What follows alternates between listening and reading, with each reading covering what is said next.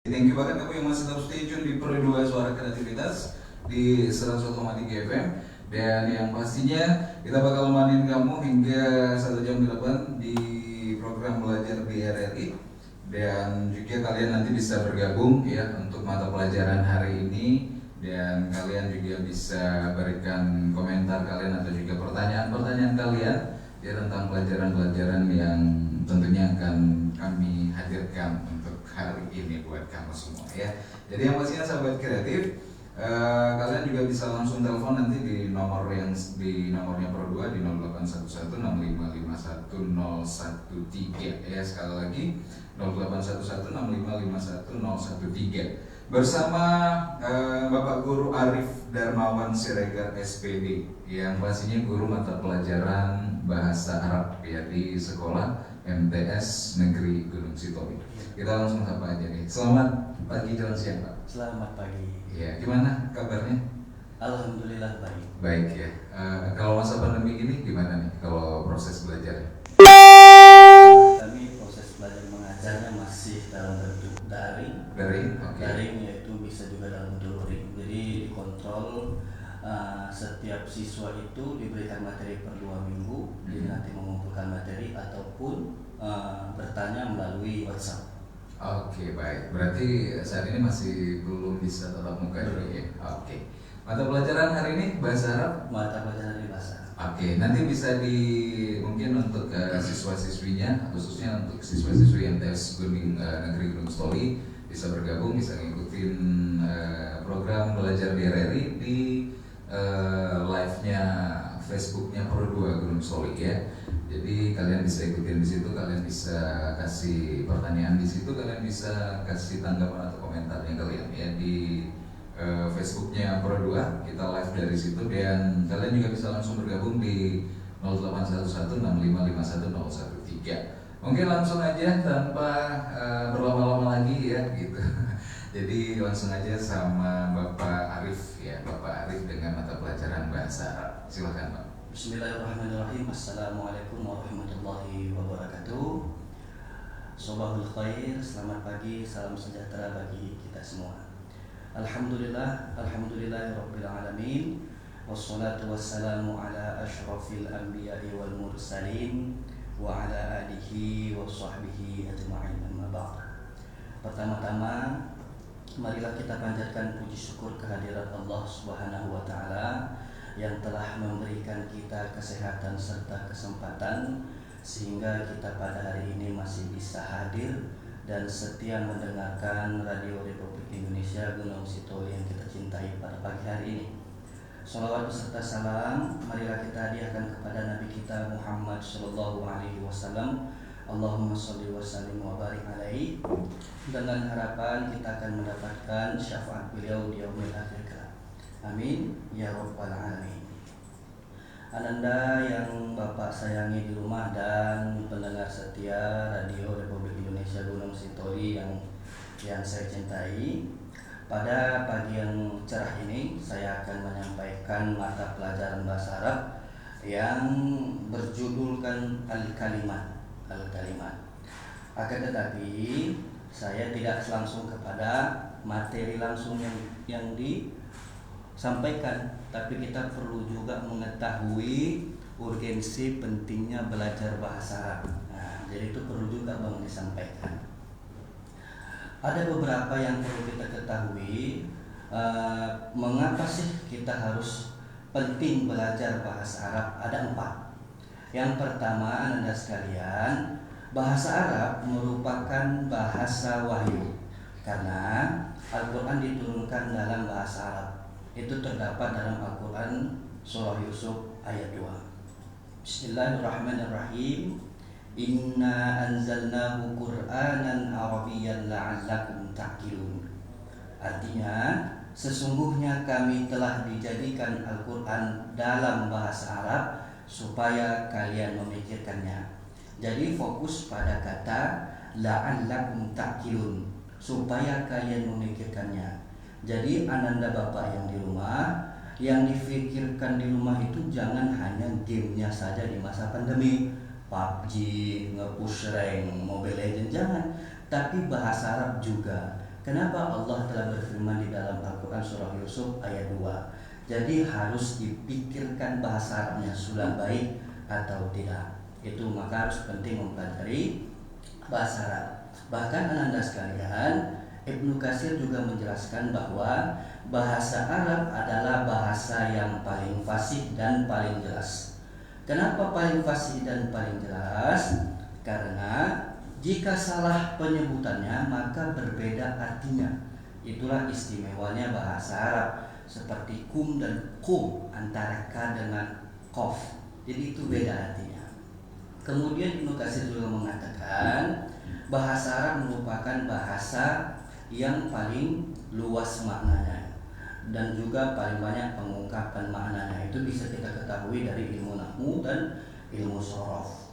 Kemudian Ibnu Katsir juga mengatakan bahasa Arab merupakan bahasa yang dapat menenangkan jiwa. Jadi ini biasa dipelajari di tingkat kuliah di ilmu sastra, sehingga bahasa Arab mampu menenangkan jiwa dalam bentuk misalnya syair-syairnya.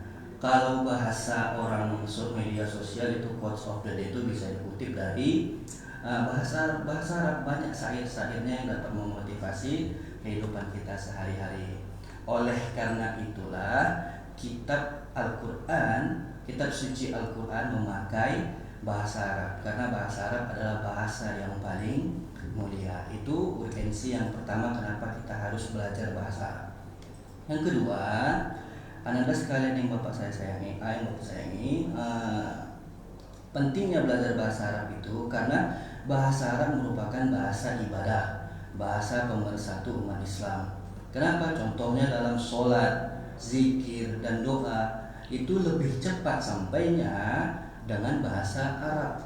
Mungkin saja doa kita tertolak, mungkin saja sholat kita tidak khusyuk karena ada bahasa Arab yang belum pas, belum mengena. Hijaiyah kan belajar di bahasa Arab. Penyebutan huruf Bismillahirrahmanirrahim itu kan diserap ke ilmu tajwid, tapi kan hijaiyahnya diambil dari bahasa Arab. Maka bahasa Arab itu penting karena tadi bahasa ibadah, bahasa pemersatu. Kalau bahasa Arabnya tidak benar, maka sholat, zikir, dan doanya bisa jadi juga tidak benar. Lalu yang ketiga, penting belajar bahasa Arab karena bahasa Arab ini bahasa komunikasi internasional dan diakui oleh PBB. Kalau kita pergi ke museum, kalau kita pergi ke bandara, banyak beberapa bandara sudah menggunakan bahasa Arab. Jadi kita juga harus perlu tahu setidaknya bahasa Arab dasar yang berkaitan dengan hal tersebut. Lalu yang terakhir, pentingnya belajar bahasa Arab itu karena bahasa Arab banyak digunakan di dalam kitab-kitab ilmu pengetahuan. Contohnya seperti tafsir, hadis, fikih, dan lain-lainnya.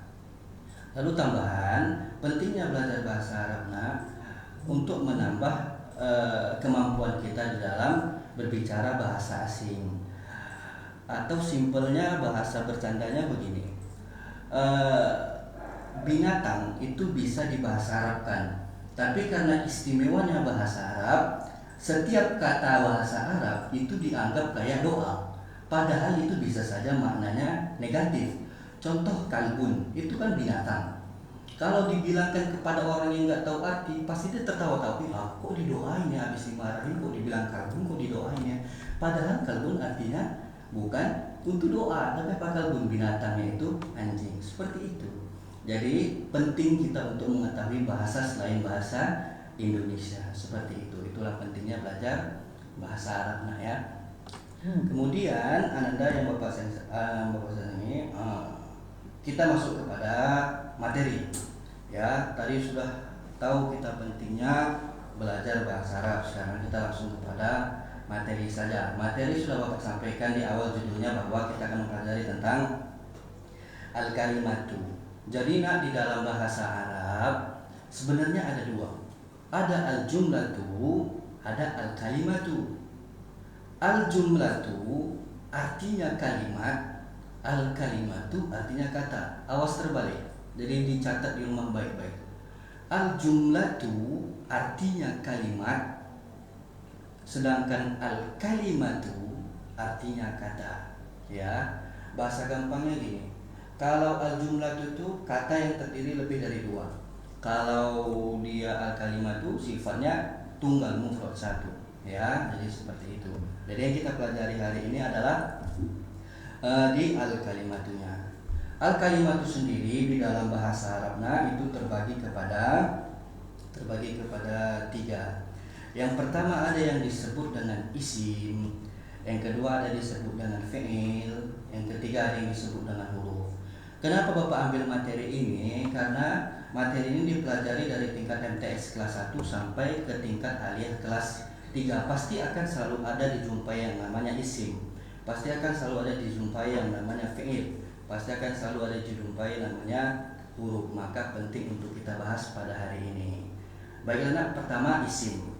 Isim pengertiannya adalah kalimatun dalat ala ma'nan fi nafsiha wa lam tattarinat bi zamanin wada'an. Yang artinya isim adalah kalimat yang menunjukkan makna mandiri dan tidak disertai dengan pengertian zaman. Kata lain, isim adalah kata benda. Jadi setiap kata benda, setiap kata yang tidak terikat waktu, maka itu disebut dengan isim. Contohnya nama diri sendiri, Arif. Arif itu mau dari kita hidup sampai kiamat nanti, sampai dia mati, ya tetap Arif, nggak akan berubah. Misalnya pagi Arif, malamnya Fira, itu enggak. Jadi tetap Arif sampai kiamat. Itulah yang dimaksud dengan isim. Atau dengan kitabun, ini buku. Buku ini sampai kapanpun bahasa Arabnya kitabun, sampai kiamat pun tetap kitabun. Maka itu disebut dengan isim. Jadi dia tidak terikat dengan waktu. Itulah pengertian isim ya. Sama seperti yang ada di sini, laptop, mikrofon, headset, kohwatun peci. Jadi itu masih semua dengan isim. Selain benda, dia tidak terikat dengan waktu. Lalu yang kedua ada yang disebut dengan fi'il.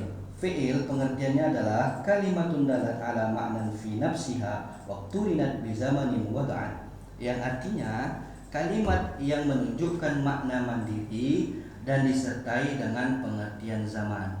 Kalau isim tadi dia tidak terikat waktu. Kalau fi'il ini kebalikan dari isim, dia terikat dengan waktu. Waktu di dalam fi'il itu terbagi tiga.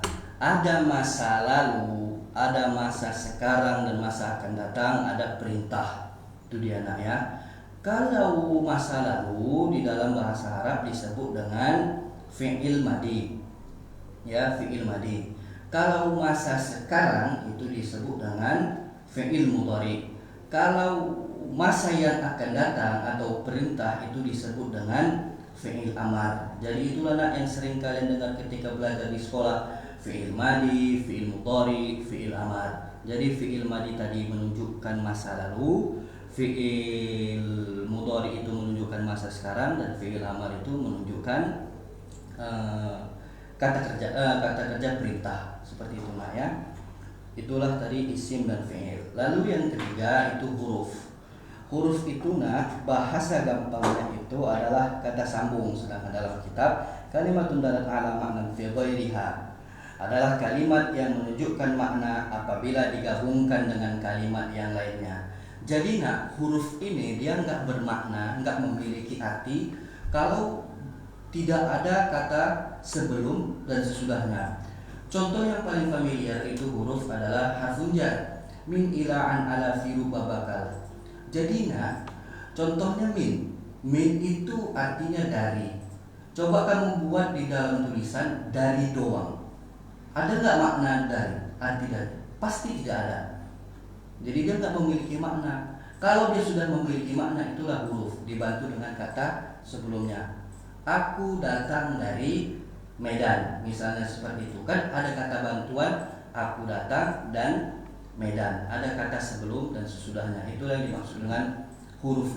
Bahasa yang bisa kamu pahami itu adalah kata hubung. Jadi itulah al-kalimat. Ada isim, ada fi'il, ada huruf ya. Lalu kita kembali lagi kepada isim. Tadi kan masih baru berupa pengertian. Sekarang pembagian isim yang dipelajari di tingkat MTS. Tapi sebelum itu lebih gampang ciri-ciri dulu lah. ciri-ciri isim. Nah, ciri-ciri isim itu yang pertama biasanya didahului alif lam. Ya, kalau Bapak langsung ke kata misalnya al-masjidu. Nah, kalau kamu temukan kata al-masjidu di Al-Quran, maka itu bisa dipastikan isim. Dari mana nengoknya itu isim? Ada kata alif lam di depan al-masjidu. Nah, jadi itu menandakan isim. Maka ciri-ciri isim yang pertama adalah didahului alif lam. Atau ciri-ciri yang kedua adalah di akhir bertanwin. Kalau dia tidak ada alif lamnya, tapi di akhirnya bertanwin. Tadi kan al-masjidu, karena alif lamnya hilang menjadi masjidun. Bisa Pak menjadi al-masjidu, nggak boleh, harus pilih salah satu. Al-masjidu ya pakai al aja, masjidun ya pakai dunnya saja. Jadi pilih mau pakai yang alif lam kah atau mau pakai yang bertanwin kah. Jadi itu bedanya antara yang ciri-ciri satu sama ciri-ciri dua. Nggak bisa langsung dua di dalam satu kalimat, dalam satu kata. Kemudian yang ketiga, ciri-cirinya adalah berbaris kasroh di akhir. Ini biasanya ketika ketemu huruf jar ya. Lalu ciri-ciri yang lainnya adalah mudhof, mudhofun ilaih, itu di tingkat aliyah dipelajari, tidak di MTS. Jadi seperti itu. Nah, itulah ciri-ciri isim. Yang pertama dia beralif lam, yang kedua dia bisa bertanwin di akhir, lalu bisa berbaris kasroh di akhir. Lalu ciri-ciri fi'il. Ciri-ciri fi'il itu kebalikan dari isim. Ciri-cirinya yang pertama adalah dia tidak ada didahului alif lam. Jadi contohnya itu bahasa Arabnya pulang. Bahasa Arab pulang itu kan roja'a, nggak ada al-arji'u, nggak ada itu. Yang ada roja'a, itu fi'il madi. Bagaimana mengetahui itu fi'il madi? Dari baris di akhirnya dan tidak ada penambahan kata roja'a. Kemudian yang kedua, dia tidak memiliki tanwin kecuali nanti berubah di dalam shorof, itu beda lagi. Ini masih dalam pembahasan nahwu itu ya. Jadi sedangkan huruf dia tidak memiliki ciri-ciri yang ada di isim dan ciri-ciri yang ada di fi'il. Itu ya. Jadi itulah yang bisa Bapak sampaikan sementara. Oke, yang pastinya sahabat kreatif, kamu yang ngikutin program belajar di RRI, tentunya ini tentang mata pelajaran bahasa Arab, yaitu al-kalimah. Ya, jadi tadi Pak Arif juga sudah ngejelasin bagaimana al-kalimah itu dan tentunya berbagai macam jenisnya juga, pembagian kalimatnya ya. Ada juga jenis-jenisnya tadi yang sudah disampaikan. Kalian juga bisa bergabung bersama kami di 081165510113 terkait dengan mata pelajaran hari ini tentang al-kalimah. Ya, khususnya untuk anak-anak MTS Negeri Gunung Soli yang ngikutin program belajar di RRI di siang hari ini. Sambil menantikan tanggapan kalian bisa berikan tanggapan atau juga pertanyaan yang mau bertanya di Facebooknya Pro2, tentunya di FB Pro2 RRI Gunung Soli, atau juga bisa langsung bergabung di 081165510113. Kita break sejenak sambil menantikan beberapa pertanyaan dari khususnya siswa-siswi MTS Negeri Gunung Soli.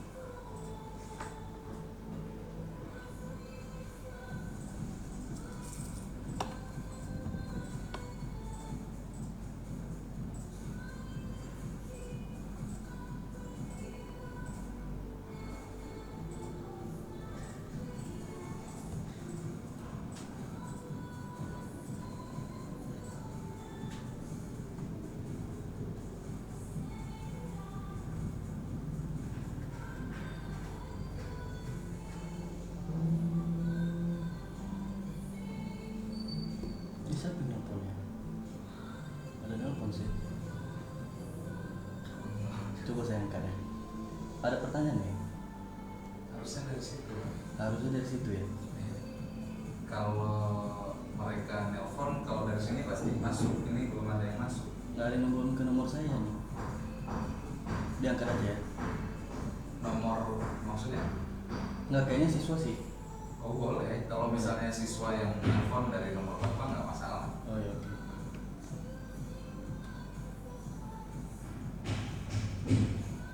Karena mungkin mereka kan agak ragu mungkin gabung dari sini atau dari Facebook kan.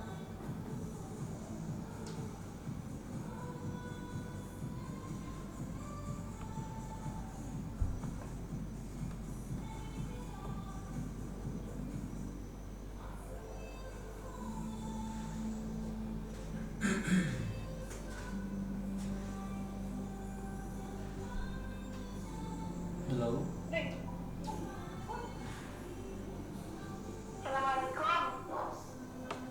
Salam. Waalaikumsalam.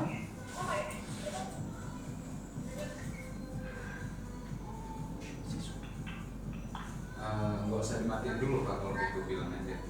Nanti saya ini kita biar Ini langsung aja dia sebut pertanyaannya. Langsung aja dia sebutkan pertanyaan. Nama saya Aulia Natasha Fatima Dulu dari kelas 8B MTS Negeri Gunung Semi. Oh ya.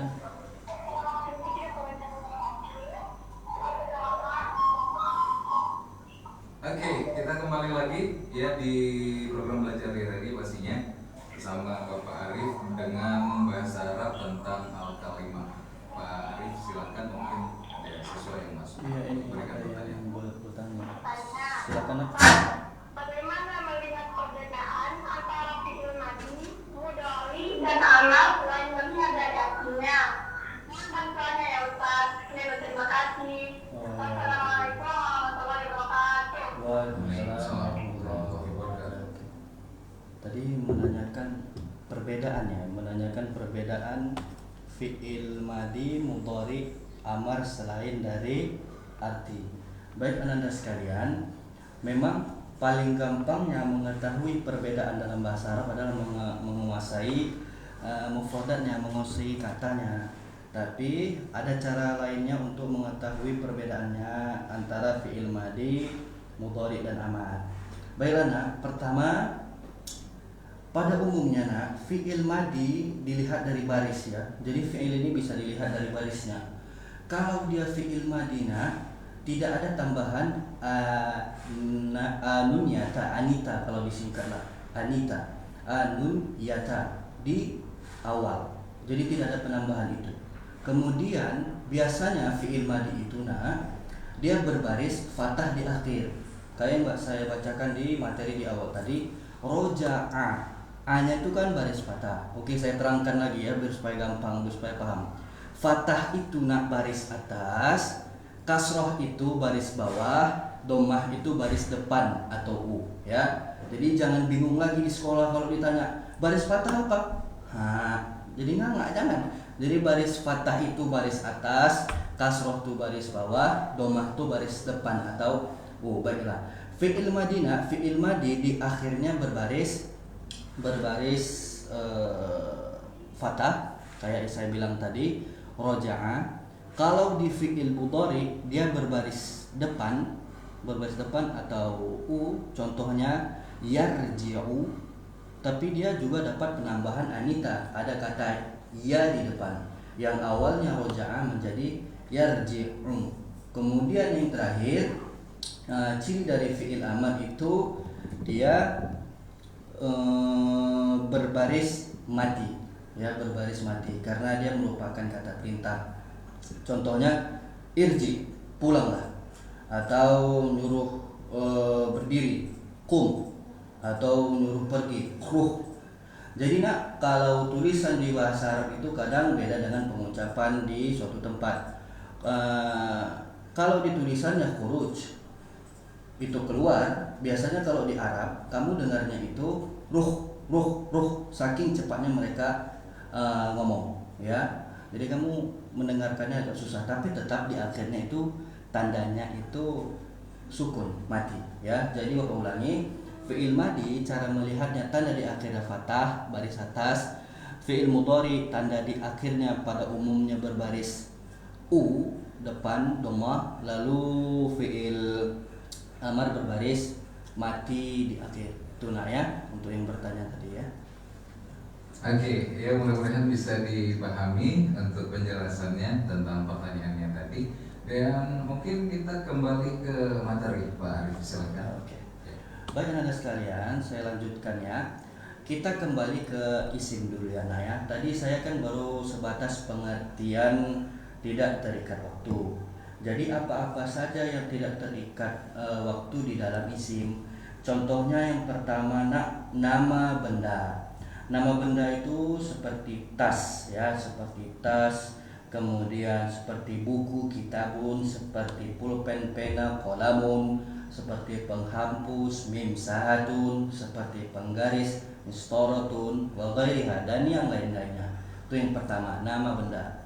Yang kedua, isim itu nama orang, seperti Ahmad, Siti Fatimah, Salwa, Puji, Abu Hurairah, Jibril, Iblis, dan yang lain-lainnya. Itu termasuk kepada isim. Kemudian yang ketiga, gelar.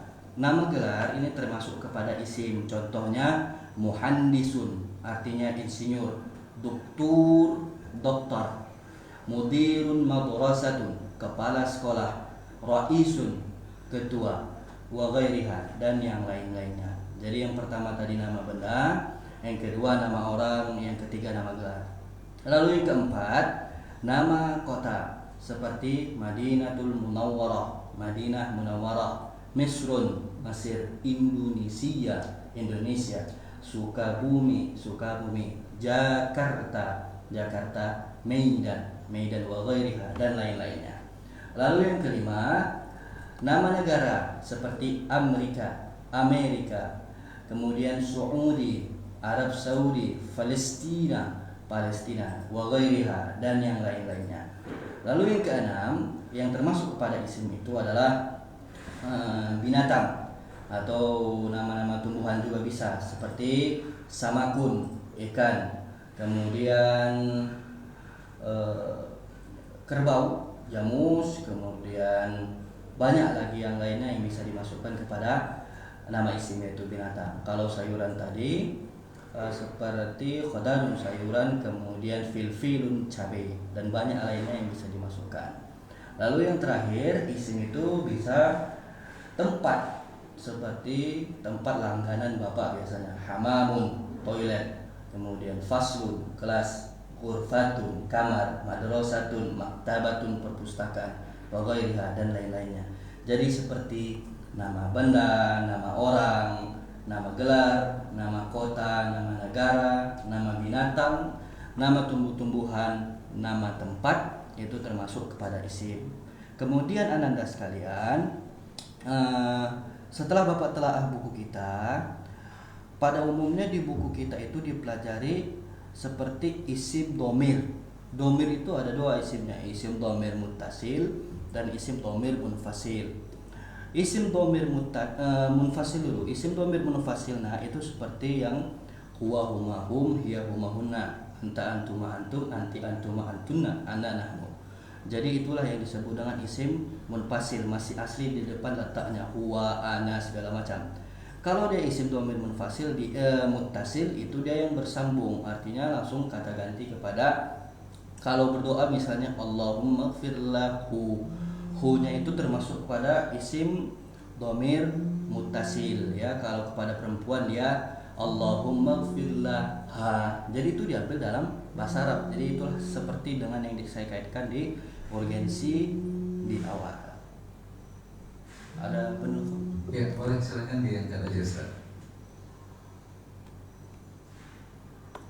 Halo, Assalamualaikum. Waalaikumsalam. Ustaz, ada pertanyaan ini saya dari Wanita Ustaz. Ya. Jadi tadi kan Ustaz mengatakan bahwasanya isim itu nggak ada terikat waktu ya kan Ustaz? Benar. Apa ada contoh isim yang terikat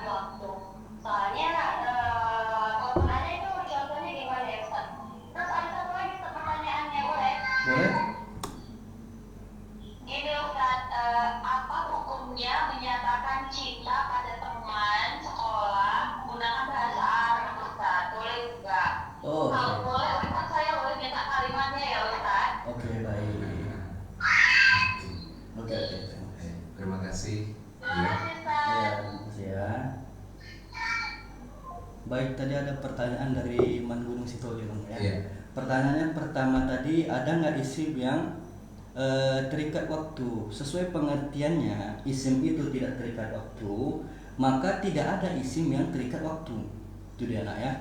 Jadi tidak ada contohnya. Itu sepanjang yang saya ketahui. Kemudian nak, masalah hukum mencintai itu bukan ranah bahasa Arab, itu ranah fikih. Itu bisa ditanya kepada guru fikihnya bagaimana hukum menyatakan cinta dengan bahasa Arab. Tapi pengungkapan dengan bahasa Arab ya silakan. Seperti saya bilangkan tadi di urgensi pentingnya mempelajari bahasa Arab, kan dengan bahasa Arab mana tahu orang yang kamu sukai itu menjadi terlena dengan syair yang kamu utarakan dengan bahasa Arab. Tapi kalau hukumnya apa, itu bukan ranah bahasa Arab, itu ranahnya fikih itu nah ya. Oke.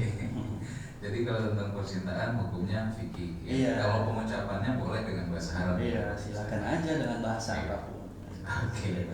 Tapi yang pastinya dalam dunia Islam tentunya kalau untuk dunia percintaan mungkin lebih banyak ke istiqamah. Iya. Gitu ya. Oke. Tapi kita kembali lagi nanti ya, kita masih belajar tentang bahasa Arab, tentang al-kalimah. Jadi tetap terus bersama kami di program Belajar di RRI. Kalian bisa bergabung lagi di 0811655113, berikan beberapa pertanyaan bersama Bapak Guru atau juga Ustadz Arif Darmawan MPD, salah satu guru di MTS Negeri Gunung Sitomi.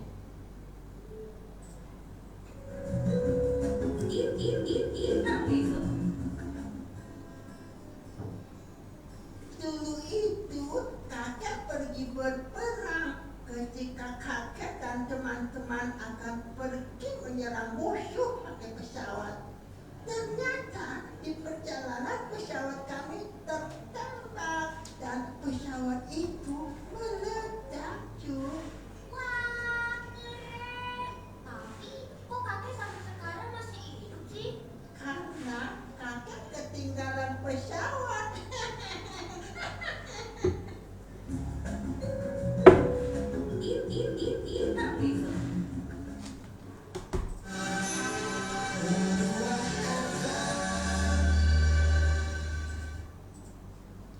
I get those goosebumps every time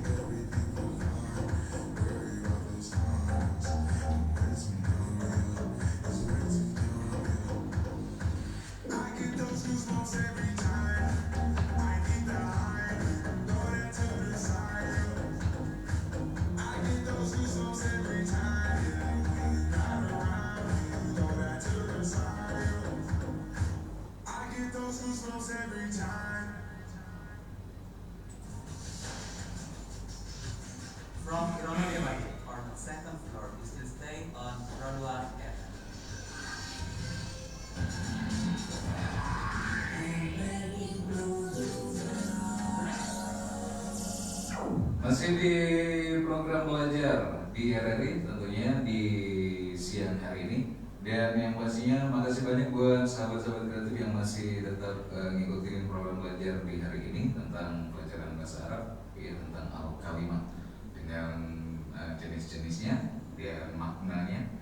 Dan tadi juga sudah disampaikan oleh Bapak Arif ya untuk materinya. Kalian juga bisa berikan pertanyaan untuk al-kalimah ya tentang pembahasan hari ini di 0811655113 bisa langsung telepon atau juga bisa kasih pertanyaan melalui sosial media di Facebooknya Pro2 RRI Unisoli, atau juga mungkin yang tahu nomornya Pak Arif bisa langsung telepon di nomor handphonenya Pak Arif gitu ya.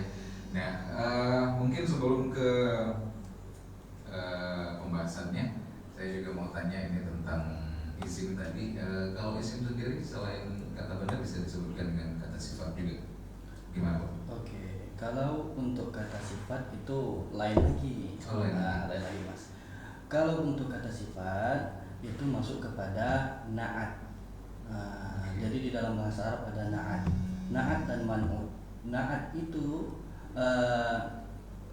sifat dan man'ut itu yang disifati. Jadi sifat menyifati itu masuk di dalam na'at man'ut. Jadi tidak termasuk kepada bagian isim benda. Di dalam benda tadi seperti itu. Berarti kalau dalam benda hanya bisa disebutkan, bisa dikatakan dengan tumbuhan, hewan atau Iya. nama-nama orang seperti Iya, itu ya. seperti itu. Tempat juga termasuk itu, oke. Iya benar. Oke. Baik, ada yang telepon atau Sepertinya ada telepon habis itu mati. masih? Oke. Mungkin kita kembali lanjut dengan materinya, silakan Pak. Oke. Baik Anda sekalian, kita lanjutkan materi dulu ya. Tadi kita berhenti di ada telepon dulu. Oke.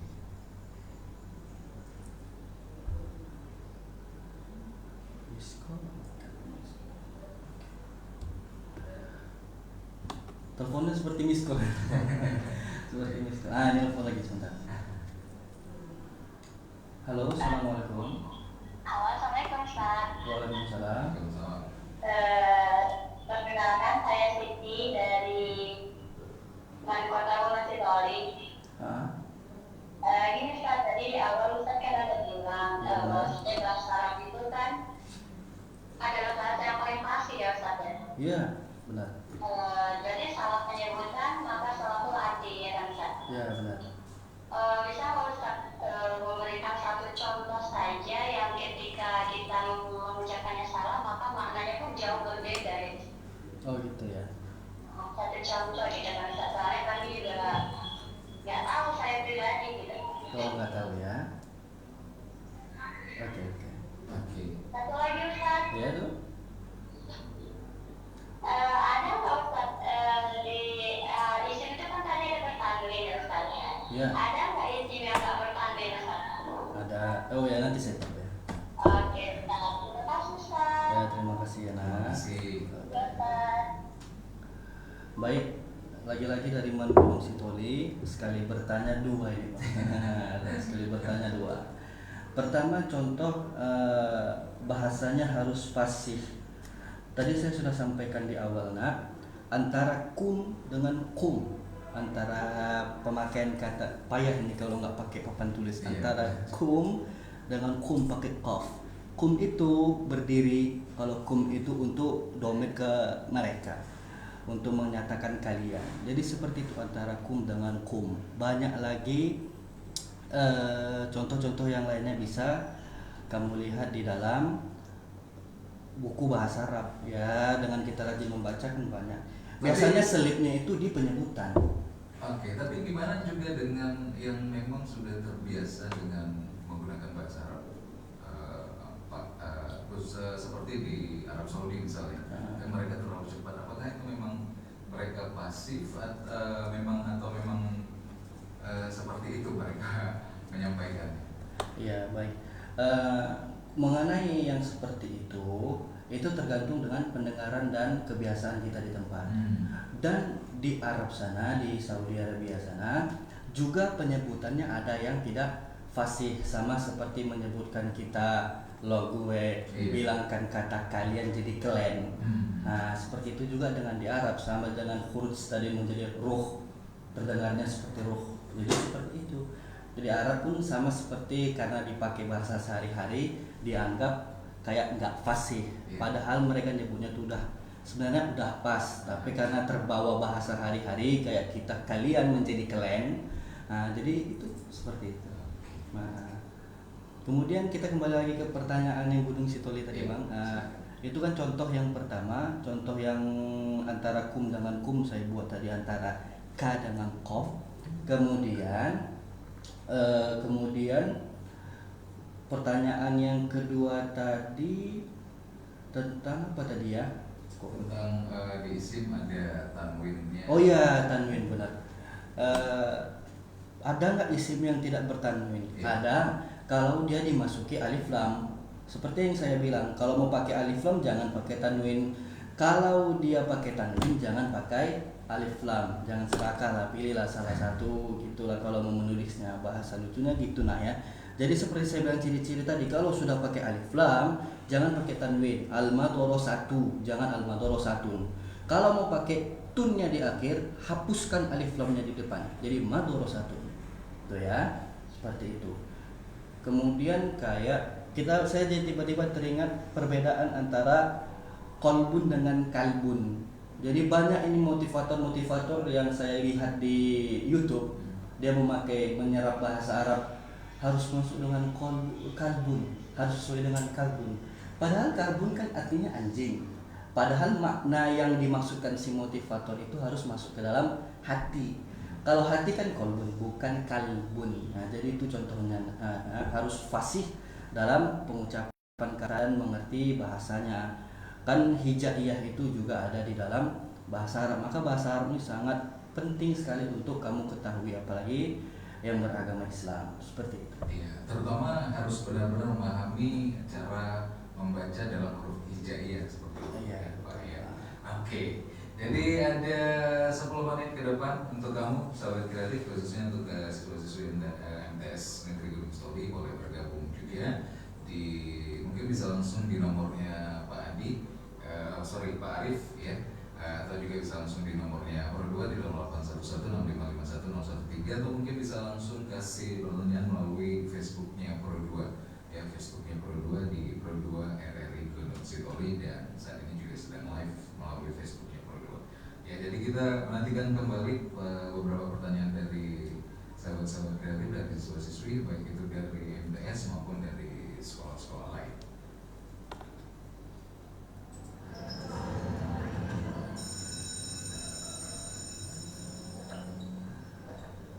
Ada yang Segar. Wah, seru banget ya olahraga hari ini. Halo, assalamualaikum.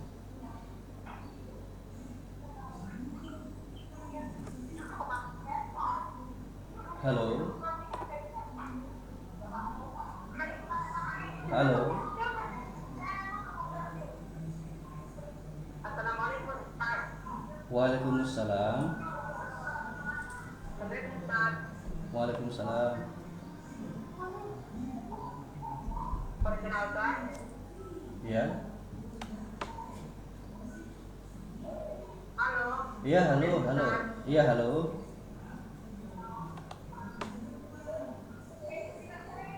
Perkenalkan, saya yang bernama Anwar Ahmad Pembanua, kelas 7 dari MTS Negeri Gunung Sitoli. Iya, silakan.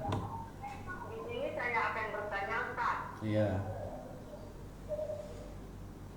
Isim apa yang digunakan untuk kata ganti orang?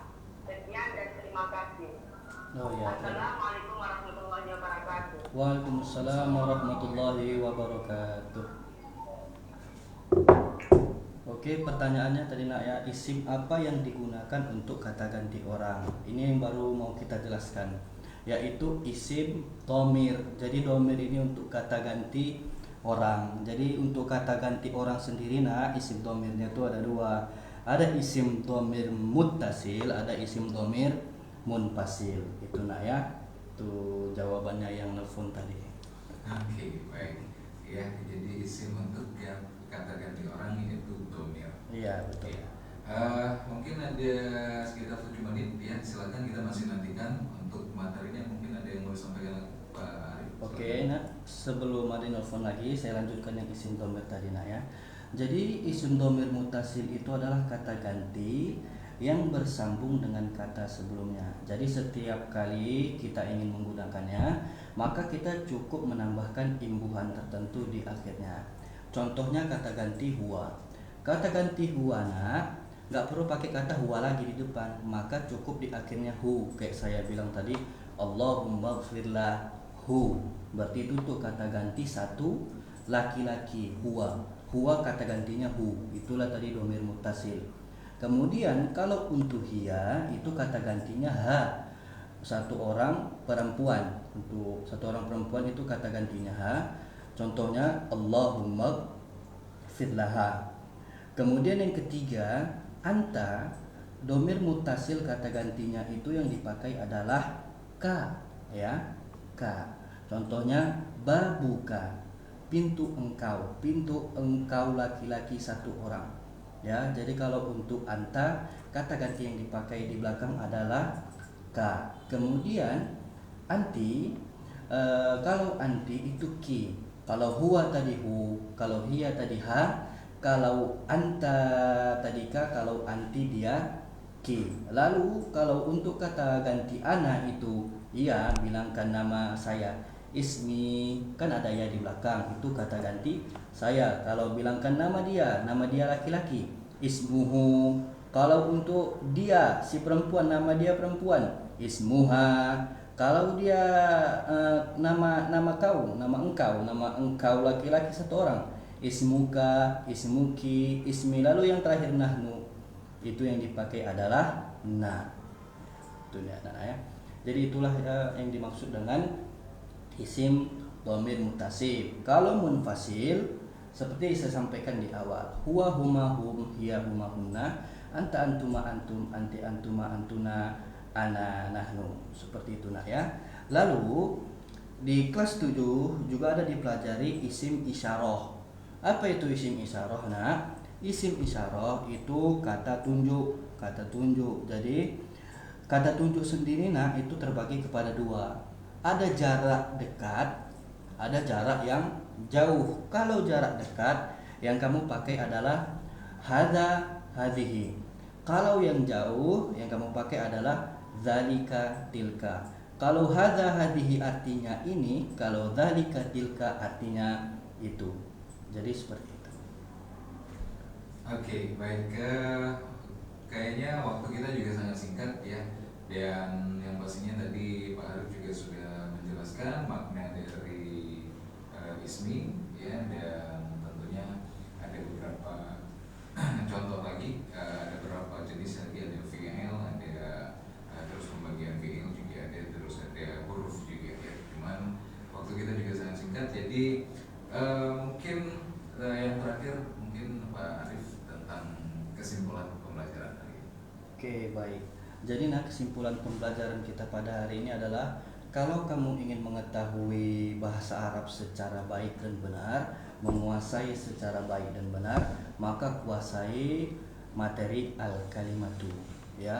Karena di al-kalimatu selain kamu dituntut untuk mengetahui mufradat, kamu dituntut untuk mengetahui kaidahnya. Itu dasar sekali. Kalau kamu sudah mampu membedakan antara isim, kalau kamu sudah membedakan antara fi'il, antara huruf, isim yang berbagai macam banyaknya, fi'il yang 3 macamnya tadi, fi'il madi, mudhari, amar, kemudian huruf, maka kamu sudah tamat di situ. Bisalah kamu melanjut kepada tingkat yang selanjutnya, yaitu pelajaran sorof. Jadi pelajaran yang Bapak sampaikan pada pagi menjelang siang ini itu sangat penting di dalam bahasa Arab. Jadi kamu jangan langsung ke tingkat yang misalnya sorof kalau kamu belum menguasai di nahwu yang bagian al-kalimatu. Seperti itu nah ya. Jadi harus dikuasai antara isim, fi'il, huruf. Memang banyak macamnya, tapi waktu kita terbatas dan ini di tingkat MTS, saya batasi di tingkat MTS. Begitu.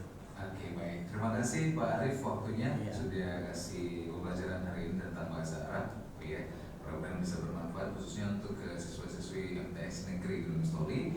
Makasih banyak juga untuk beberapa pertanyaan yang sudah disampaikan ya, mudah-mudahan bisa dipahami tentang penjelasannya, tentang jawaban dari Pak Arif juga. Dan yang pastinya juga untuk kamu semua kita bakal ketemu lagi di esok hari dengan masih di program belajar di RRI, tentunya dengan topik pembahasan yang berbeda dengan guru yang berbeda juga. Mudah-mudahan pandemi juga tetap membuat kita terus beristighfar ya, dan tentunya terus menjaga diri, menjaga kesehatannya agar pandemi juga masih bisa terus berkurang. Sekali lagi terima kasih banyak. Terima kasih juga Pak Arif ya, semoga Ya, tetap sehat selalu. Amin. Ya. Kita ketemu lagi di esok hari tentunya dengan program belajar biar.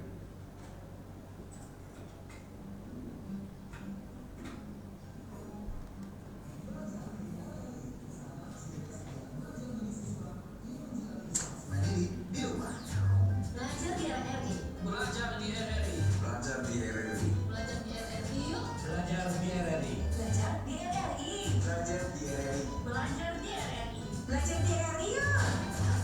Ingat, belajar di RRI setiap jam 10 setiap harinya.